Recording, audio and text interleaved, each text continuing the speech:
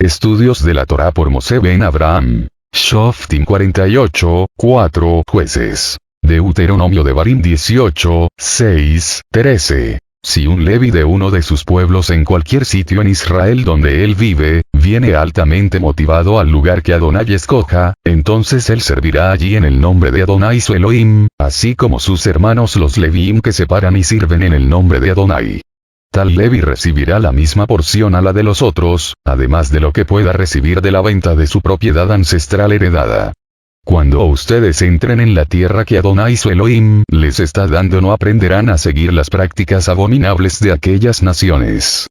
No se encontrará entre ustedes a ninguno que haga pasar a su hijo o hija por el fuego, un adivino, un agorero, un sortílego, un hechicero, un encantador, uno que consulte fantasmas o espíritus, o uno que practique la necromancia. Porque cualquiera que haga estas cosas es detestable a Adonai, y a causa de estas abominaciones Adonai su Elohim los está echando delante de ustedes. Ustedes serán de corazón puro con Adonai su Elohim. Comentarios, hechos por su servidor. Los VB 6, 7 hacen provisión para un levita que tenga el deseo de servir en el templo central.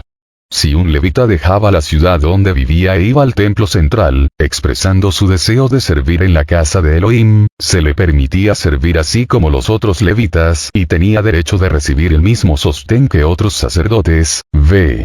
8. Es imposible saber si esta ley fue puesta en vigor en Israel. Normalmente la mayoría de los levitas vivían esparcidos por las ciudades de Adonai y dependían de la generosidad de la comunidad donde residían. Éxodo 12, Éxodo 19, Éxodo 14, 27, Éxodo 16, 11. El B8 es difícil de traducir al castellano y su significado no es muy claro. Si los levitas no tenían heredad entre las tribus de Israel, ¿qué significa entonces la expresión su patrimonio familiar? Es posible que un levita llegara a poseer tierra. El profeta Jeremías, hijo de un sacerdote, y un miembro de su familia, eran propietarios de una porción de tierra en Israel, G 32, 7 ss.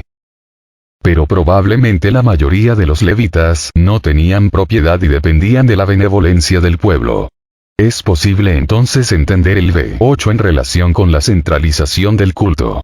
Con la centralización del culto en Jerusalén y la clausura de los santuarios fuera de Jerusalén, aquellos levitas que deseaban servir a Adonai en el templo vendían sus tierras, y recibían adicionalmente la misma porción de los sacrificios que los otros sacerdotes que ministraban en el templo recibían.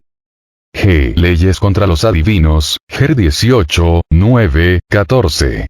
Una de las responsabilidades más importantes de los sacerdotes en la sociedad israelita era declarar la voluntad de Elohim a la comunidad. La relación entre el pueblo y Elohim dependía en gran parte de la habilidad del sacerdote para comunicar la palabra de Elohim al pueblo, y asegurar la decisión divina por medio del Urim y Tumim, leer Deut 33, 8. Pero, en su deseo de conocer la voluntad de Elohim, el pueblo muchas veces usaba las prácticas ocultas, los adivinos, los espiritistas, los magos y los exorcistas.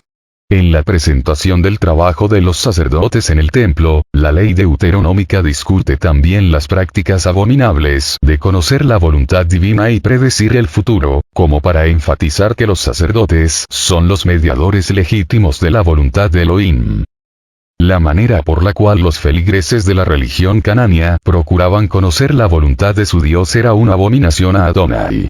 La palabra abominación aparece diversas veces en el libro de Deuteronomio, Deut 7, 25, 26, Deut 12, 31, Deut 14, 3, Deut 17, 1, y se refiere a las prácticas religiosas de los cananeos que son repugnantes a Adonai.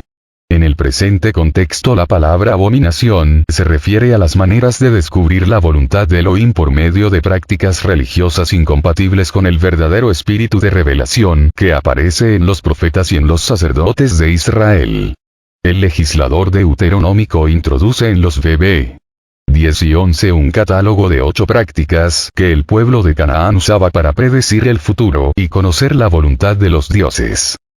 Pasar por fuego a un hijo o hija.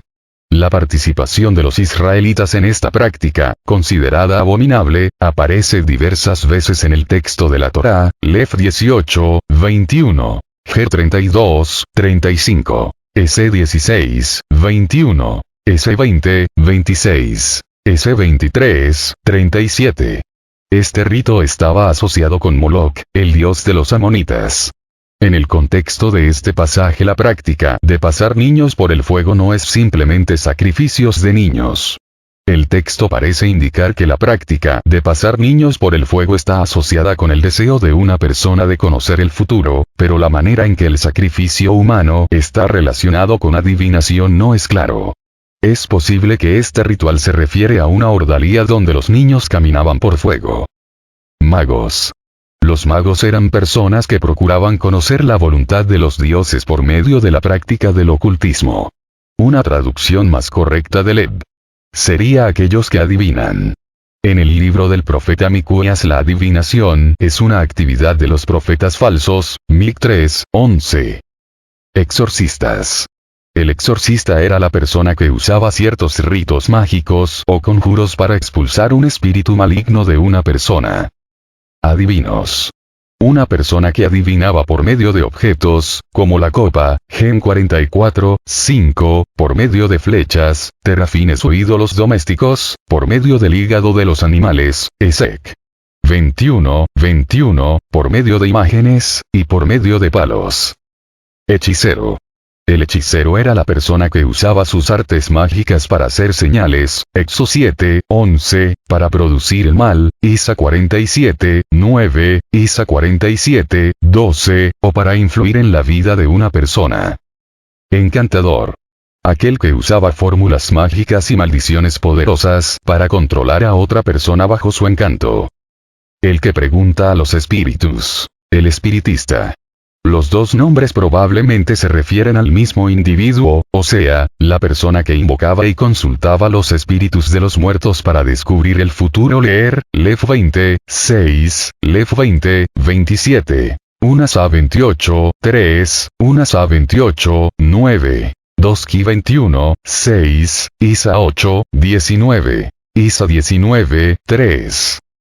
Consultar a los muertos. La persona que practica la nigromancia, o que consulta el espíritu de una persona muerta para adivinar el futuro. Algunas de estas prácticas abominables fueron observadas por Manasés, rey de Judá, pero el deuteronomista condena todas estas prácticas de adivinar el futuro como abominables a Adonai. El pueblo de Elohim no podía usar estas prácticas asociadas con la idolatría y con la adoración a los muertos para descubrir la voluntad de Adonai, porque era precisamente por estas abominaciones de los cananeos que Adonai los arrojaba de la tierra. Los seguidores de Adonai tenían que ser diferentes a las naciones de la tierra. Cada israelita tenía que ser íntegro para con Adonai su Elohim. V. 13. Íntegro. Tamim, significa uno que ordena su vida según las palabras de Adonai. El propósito de Adonai para Israel no incluía las prácticas inmundas de los cananeos. V. 14. Israel tenía que ser diferente de los cananeos, su conducta moral tenía que ser irreprensible. Que el Eterno nos dé la sabiduría para no seguir la tradición de adorar imágenes y practicar hechicería, ya que eso es abominable a Adonai nuestro Elohim. Ros Mosé.